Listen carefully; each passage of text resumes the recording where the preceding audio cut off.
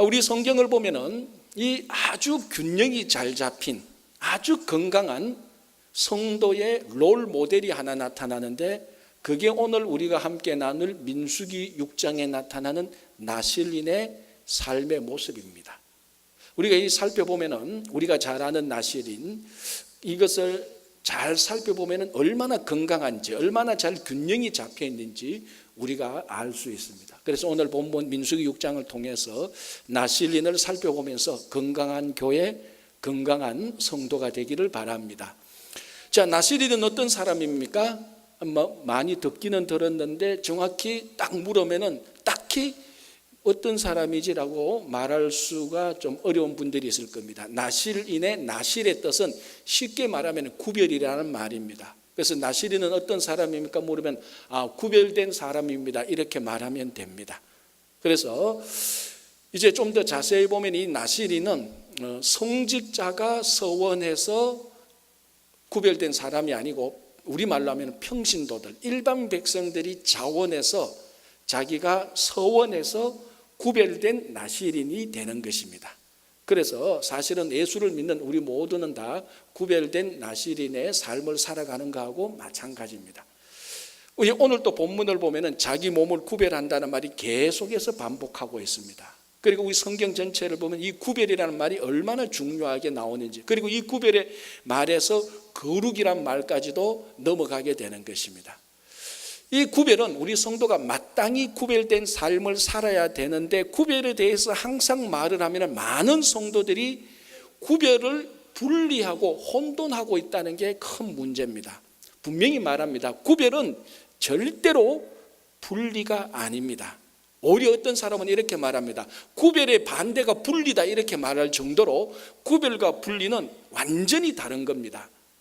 어떤 사람은 나는 목사님 구별을 하려면 분리해야 되지 않습니까? 라고 말하는데 그게 그렇지 않습니다. 자, 구별은 자기가 있는 공동체나 자기가 있는 이 삶 속을 떠나지 않습니다. 그 안에 들어가서 그 공동체와 그 사회, 그 세상 안에 들어가서 그 세상과 공동체와 다른 것, 구별된 것입니다. 그러나 분리는 뭡니까? 아예 그 공동체와 그 세상을 떠나버리는 겁니다. 덩져버리는 겁니다. 무시해버리는 겁니다. 그 담장을 쌓는 것이고 단절해버리는 것입니다. 그러나 구별은 떠나지 않고 담장도 쌓지 않고 단절하지 않습니다. 그러니까 구별과 분리의 결정적인 반대가 뭡니까? 구별은 떠나지 않는데 분리는 떠납니다. 구별은 세상을 등지지 않는데 분리는 세상을 등집니다. 그러니까 구별의 반대가 분리다라는 말이 틀리지 않잖아요. 예수님을 보십시오. 예수님은 이 세상에 오셔서 세리와 죄인들과 창기들과 함께 했습니다. 같은 테이블에 앉았습니다. 그런데 그 당시 경건하다고 생각했던 바리새인들, 바리새인의 원래 뜻은 경건 구별입니다. 그 바리새인들은 세리와 창기와 죄인들과 자기들 자신을 구별한 게 아니고 분리시켰습니다. 그 사람들은, 그 바리새인들은 세리와 창기와 죄인들과 함께 하지 않았습니다. 완전히 분리시켰습니다. 그러나 예수님은 세리와 창기와 죄인들과 한 테이블에서 함께 했습니다. 그럼에도 불구하고 예수님은 죄인들이 짓는 죄를 짓지 않았고, 세리들이 짓는 죄를 짓지 않았고, 창기들이 짓는 죄를 짓지 않았습니다. 그들과 함께 했지만 그들이 짓는 죄를 짓지 않았습니다. 세상과 함께 했지만 세상이 짓는 죄를 짓지 않았습니다. 이게 구별입니다. 이 나실인은 구별된 삶을 삽니다. 나실인으로 서야겠다고 해서 나는 이제 깨끗하게 살아야 되겠다, 정결하게 살아야 되겠다 해서 자기 일터를 떠나는 것이 아니고, 가정을 떠나는 것이 아니고, 똑같이 가정으로 일터에서 똑같이 직장에서 같은 일을 하면서 자기 자신은 세상의 죄와 타락과 부패에 물들지 않고 살아가는 것입니다. 이 시대의 교회와 성도들은 세상 한가운데 있어야 됩니다. 산속이나 별장으로 도망가는 게 아니고 이 세상 한가운데 교회에서 성도들이 있으면서 여전히 내일 여러분들은 직장에 가면서 그 직장에서 타락하고 부패한 사람들과 함께 일을 해야 됩니다. 그럼에도 불구하고 여러분들은 구별된 삶이기 때문에 타락과 부패로부터 여러분들을 차단시키는 것이, 그게 교회와 성도의 구별된 삶입니다. 이 나시린의 구별에 한 가지 귀한 게 있습니다. 나시린이 왜 자기 자신을 구별하려고 했죠? 자기 자신을 구별해서 하나님께 드리기 위함입니다. 가끔 우리 성도님들 가운데 자기 자신을 정결케 하고자 양심도 바르게 하고 올바른 생활을 하고 올바른 말을 하시는 분들이 있습니다. 참 귀한 일이죠. 그러나 그 안에 있는 근본 동기가 하나님에게 초점이 맞춰지지 않고 자기에게 초점이 맞춰질 때도 있습니다. 무슨 말인가 하면 나는 그래도 이 양심을 지키고 예배 생활을 잘하고 말씀을 잘 보고 기도를 잘해서 당신들하고는 다른 사람이야. 자기 자신을 종교적으로 신앙적으로 높이고 자기 양심을 더 고결하게 하고 더 정결하게 하고자 구별된 삶을 또는 분리된 삶을 사는 사람들이 있습니다. 오늘 나시린이 구별된 삶의 목적은 자기 자신의 양심의 고결함을 위함이 아니라 다른 사람들보다 야, 저 사람은 참 신앙생활 잘한다, 그 칭찬받기 위해서 구별된 삶을 사는 게 아니라 자기가 구별된 삶을 살아서 이 세상으로부터 구별되어서 하나님께 드리기 위함이라는 것입니다. 이게 나시린의 구별의 귀한 목적입니다. 왜? 하나님께 드리기 위해서는 거룩하고 깨끗하고 정결한 것이 되어야 되기 때문입니다. 그래서 하나님께 드리려고, 사실은 나시린의 목적은 구별이 아니고 하나님께 드리기 위함에 있습니다. 왜? 하나님께 드리려고 하니까 자기 자신을 구별해야 되는 것입니다. 구별이 목적이 아닙니다. 엄밀히 말하면 어떻게 내 삶을 거룩하신 하나님께서 받아줄 수 있을까? 어떻게 드릴 수 있을까? 그렇게 보니까 구별되어야 되는구나. 그래서 구별되어서 하나님께 드리는 것입니다. 이게 나시린의 구별된 삶의 목적입니다. 교회와 성도 한 사람 한 사람이 세상으로부터 구별되어서 야, 참 고결하구나, 그게 목적이 아니고 교회와 성도가 구별되어서 하나님께 헌신하는, 하나님을 기쁘게 하는 교회와 성도가 되기를 바랍니다. 자, 이렇게 하기 위해서 오늘 본문이 이제 특징이 이겁니다. 그러면 이 나시린이 되기 위해서는 성경은 특별한 서약을 3가지 하도록 하고 있습니다. 이 특별한 서약, 우리 한국말로는 특별한 서약인데 히브리어 문법은 특별한 서약이 아니고 서약의 서약을 한다. 같은 말을 반복합니다. 2번. 그러니까 굉장히 중요한 강조의 의미가 있어서 특별한 서약이라고 말합니다. 그래서 우리가 오늘 같이 읽었지만 그 특별한 서약 가운데 첫 번째가 뭡니까?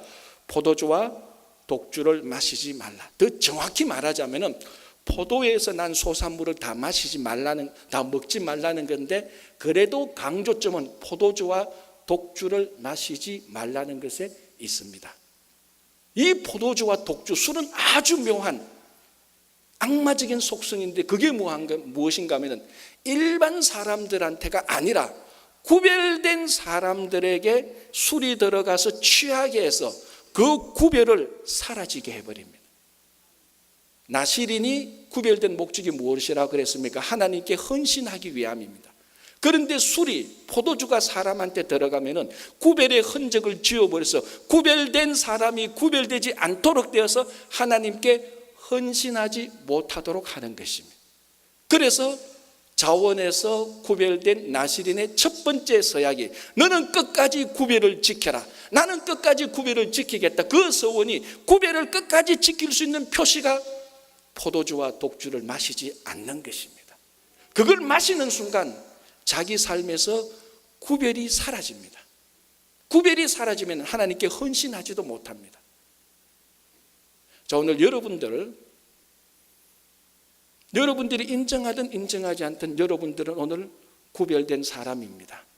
왜? 구별되었기 때문에 이 시간에 세상으로부터 하나님께서 구별해서 여러분들을 부르셔서 이곳에서 함께 예배 드리게 하는 것입니다. 아, 나 구별 안 할래. 어쩔 수 없습니다. 이미 구별되었습니다.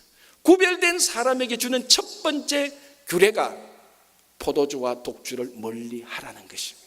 왜? 그거를 마시는 순간에 구별이 사라지기 때문입니다. 완전히 취해서. 그래서 사도 바울이 갈라디아에 있어서 성령의 열매 말하기 이전에 육체의 열매를 말하는데 그 육체의 열매 가운데 술 취함과 방탕함이 있다고 경고해 주는 것입니다.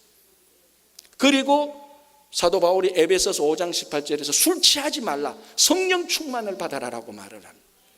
구별된 사람에게 사도 바울이 계속해서 구별된 성도들에게 주는 권면의 메시지가 뭔가 하면 술 취하지 말라, 대신 성령에 취하라. 그것이 우리가 말하는 성령 충만입니다.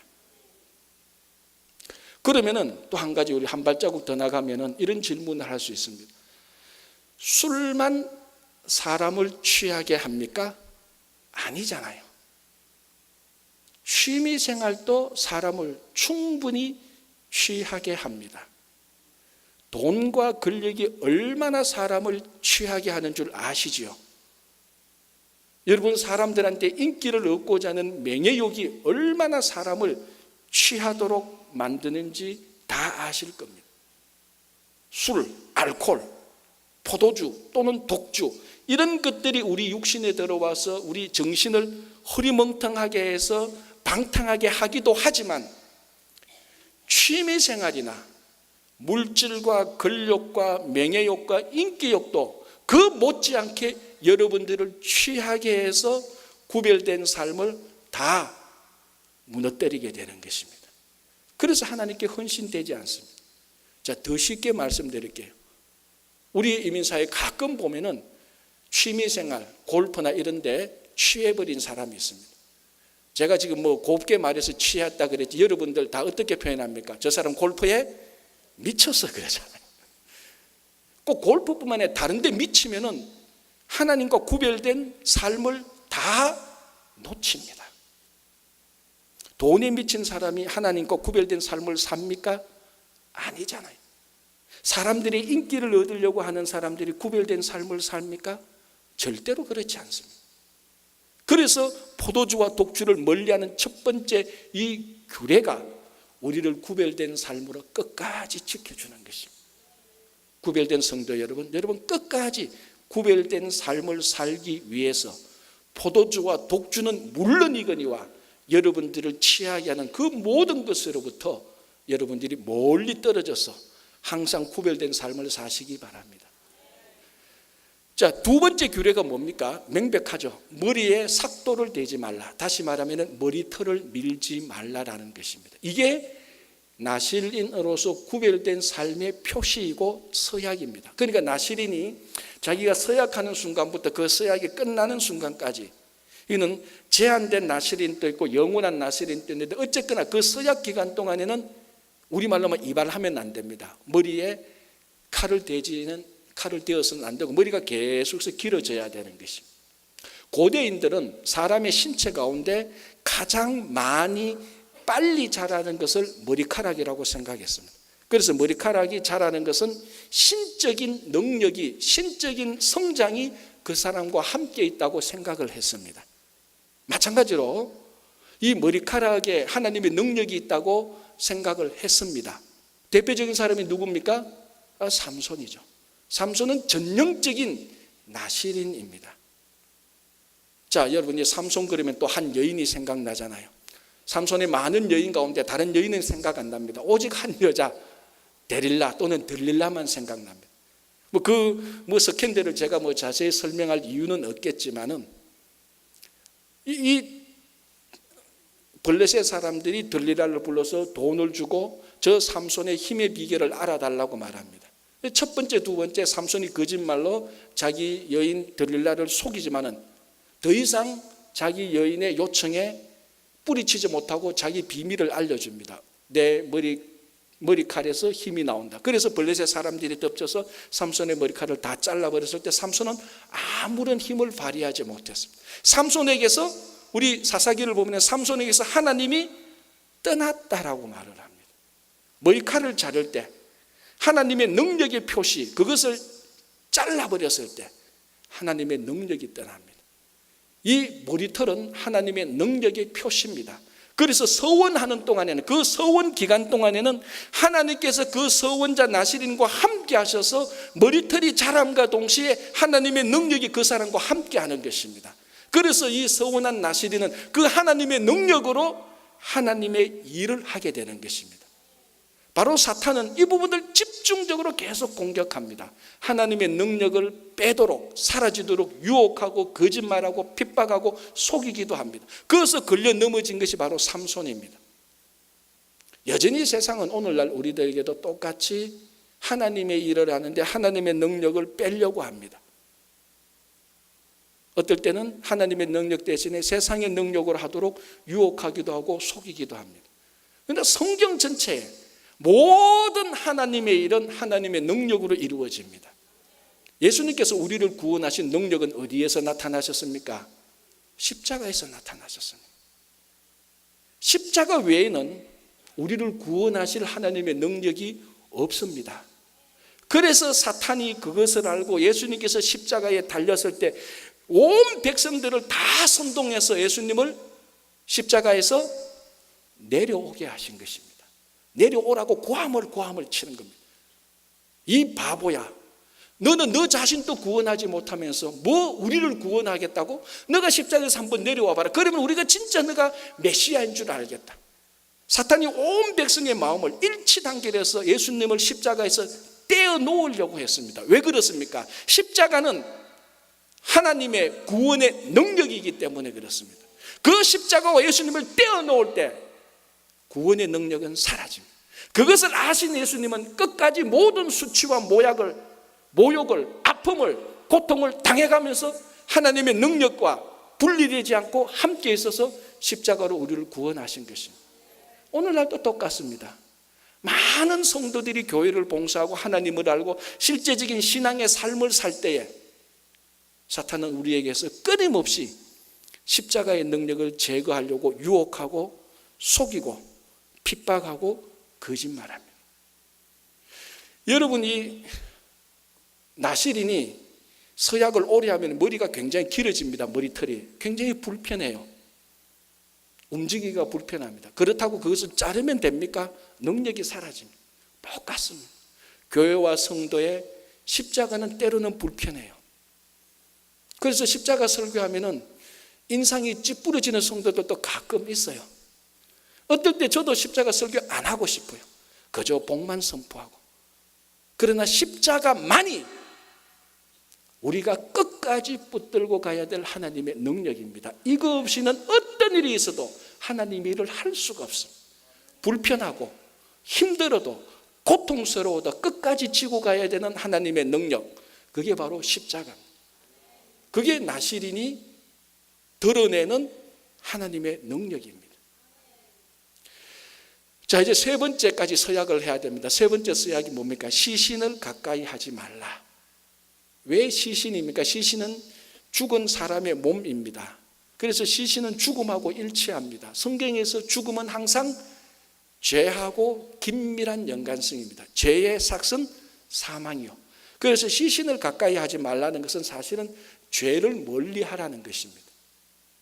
이것도 가만히 보면은 아니 자기 삶을 서원한 기간 동안에 전적으로 하나님께 맡기는데 고작 서약하는 내용이 죄를 멀리하라. 이거는 나시린으로 구별하지 않는 모든 이스라엘 백성들도 마땅히 지켜야 될 계명입니다. 죄를 멀리하라. 그런데 나시린으로서 특별히 서약하는 사람에게 죄를 멀리하라, 시신을 멀리하라. 너무 평범한 서원 같지 않습니까? 그러나 여기에 레위기하고 나시린의 서약하고 같이 비교해보면 굉장히 중요한 의미가 하나 담겨져 있습니다. 여기서 나시린이 시신을 가까이 하지 말라는 정확한 의미는 당연히 시신을 만져서도 안 되고 시신을 보아서도 안 되고 한 공간에서 시신과 같이 있어서도 안 됩니다. 그리고 그 시신이 심지어 자기 부모의 시신이라 할지라도 안 됩니다.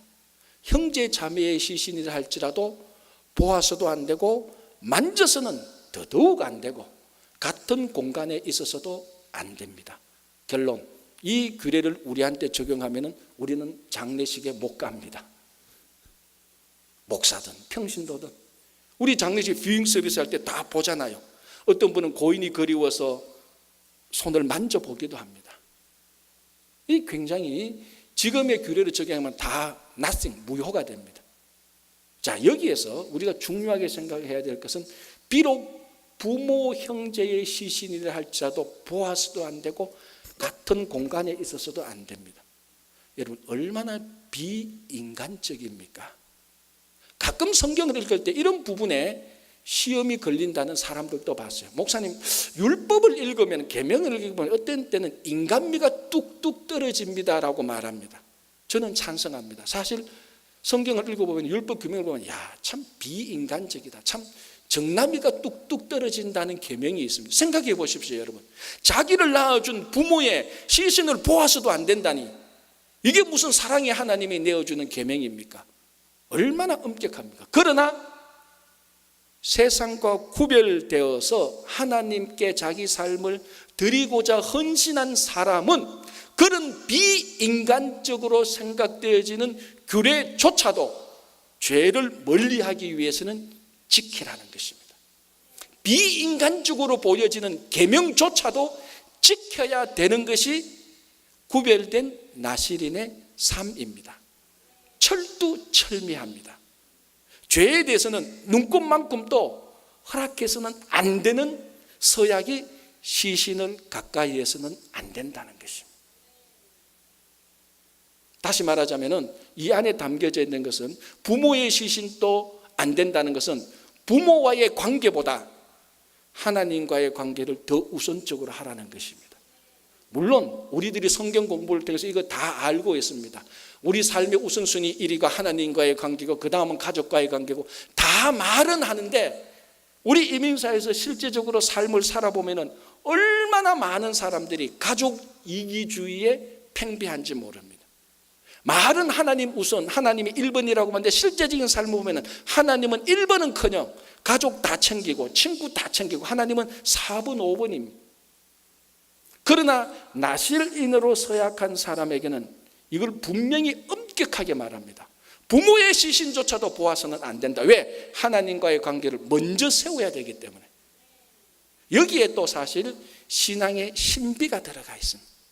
진짜로 하나님과의 관계를 엄격하게 정확하게 바로 세운다면 가족 관계나 다른 관계는 진짜 바르게 됩니다.